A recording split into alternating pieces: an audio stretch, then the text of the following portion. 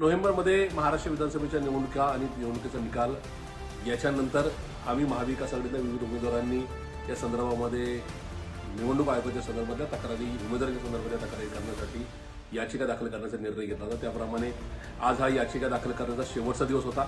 याच्यामध्ये पुण्यातून मी असेल, राहुलजी कलाटे असतील, अजितजी गावाले असतील, रमेशजी बागवे साहेब असतील, त्याचबरोबर अशोकबापू पवार असतील, अश्विनीताई कदम असतील, दत्ताबापू भैरट असतील, या सर्वांनी या याचिका दाखल केलेल्या आहेत। संभाजीनगरमधून एकूणच मराठवाड्यातल्या सर्व उमेदवारांनी मॅक्सिमम उमेदवारांनी त्या ठिकाणी याचिका दाखल केल्या आहेत। नागपूर खंडपीठाकडे पण खूप साऱ्या याचिकांची काही यादी झालेली आहे।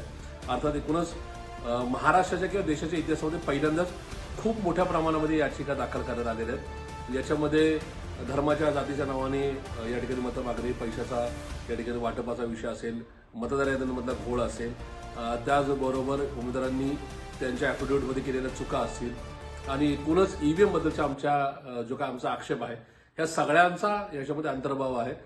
घटनेच्या 61 कॅपिटल ए या कायद्याप्रमाणे अजूनही राज्यसभेने आणि लोकसभेने संपूर्णपणे ईव्हीएम वापरण्याचा निर्णय घेतलेला आहे किंवा तशा प्रकारचा कायदाच अजून मान्य झालेला नाही।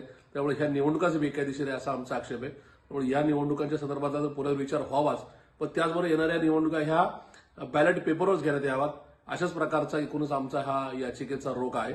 मला खात्री आहे की न्यायदेवता एकूणच या संदर्भात योग्य तो विचार करून आमच्या बाजूने निर्णय देईल। ही लोकशाही वाचवण्याची, संविधान वाचवण्याची लढाई आहे आणि या लढाईमध्ये आम्ही कुठल्याही परिस्थितीत लढत राहू।